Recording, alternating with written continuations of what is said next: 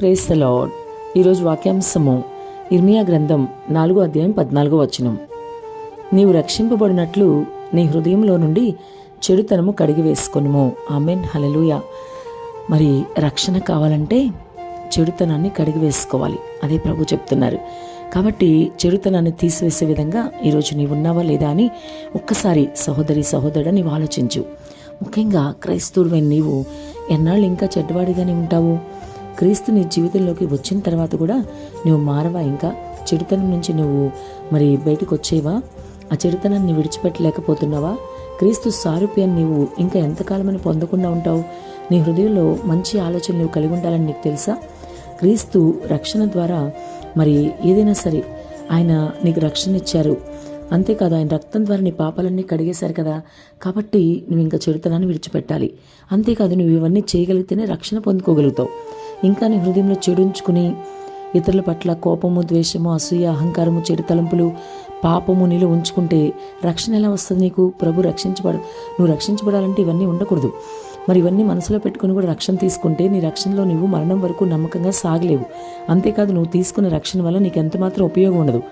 లోతైన మారుమనసు నువ్వు కలిగి రక్షింపబడితేనే పరలోకం నువ్వు చేరుకోగలుగుతావు. లోతైన మారుమనసు లేకుండా ఇవన్నీ మనసులో పెట్టుకుని నీ హృదయంలో చెడుతలం ఏలుతూ ఉండగా, ఇంకా చెడు స్వభావం, చెడు ఆలోచన నీలో ఉంటుండగా నువ్వు రక్షణకు సిద్ధపడిపోతే ఎలా? తీసుకున్నా సరే నువ్వు రక్షణ, ప్రభు అయితే నిన్ను పరలోకానికి చేరనివ్వరు. ఎందుకంటే నీలో చెడుతనం ఉంది కదా. హేయమైనది ఏది కూడా పరలోకంలో ఉండదు కదా. ఆయన అంటున్నారు కదా, నేను పరిశుద్ధులను కనుక మీరు కూడా పరిశుద్ధంగా ఉండండి. నువ్వు పరిశుద్ధంగా ఉంటేనే పరలోకం చేరుకోగలుగుతావు. నీలో చెడుతనం ఉంటే నీలో పరిశుద్ధులు ఎలా అవుతావు? నువ్వు నీలో మంచి ఆలోచనలు ఉండాలి, క్రీస్తు ప్రేమ నీలో ఉండాలి. అవన్నీ ఉంటే కదా నీలో చెడుతనం లేనట్లు. ఆ విధమైన మంచితనం నీలో కలిగి ఉంటే అప్పుడు నీకు రక్షణకు ఉపయోగం ఉంటుంది. మరి ఇవన్నీ మనసులో ఉంచుకుని నేను రక్షణ తీసుకుంటాను ముందుకు వెళ్ళబాకు. నువ్వు రక్షణ తీసుకోవాలంటే నీలో చెడుతనం తొలగిపోవాలి, లోతైన మారు మనసు కావాలి, ప్రభు యొక్క సారూప్యం నీలో కావాలి.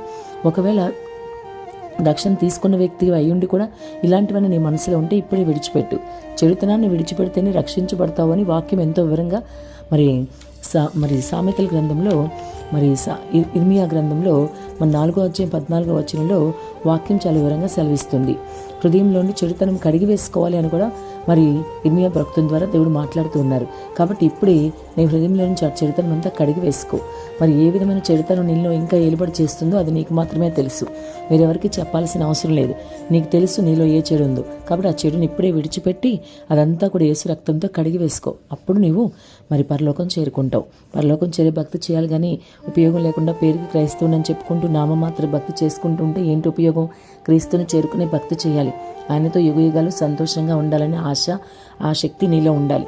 ఆ విధంగా నువ్వు ఉండాలంటే ఖచ్చితంగా ఇప్పుడే నీ చెడుతనాన్ని విడిచిపెట్టు. నువ్వు రక్షించబడతావు, దేవుని రాజ్యానికి చేరుకుంటావు. కాబట్టి ఇంకెందుకు ఆలస్యం? మోకరించు, పశ్చాత్తాపపడు, ప్రభు పాదాలు పట్టుకో.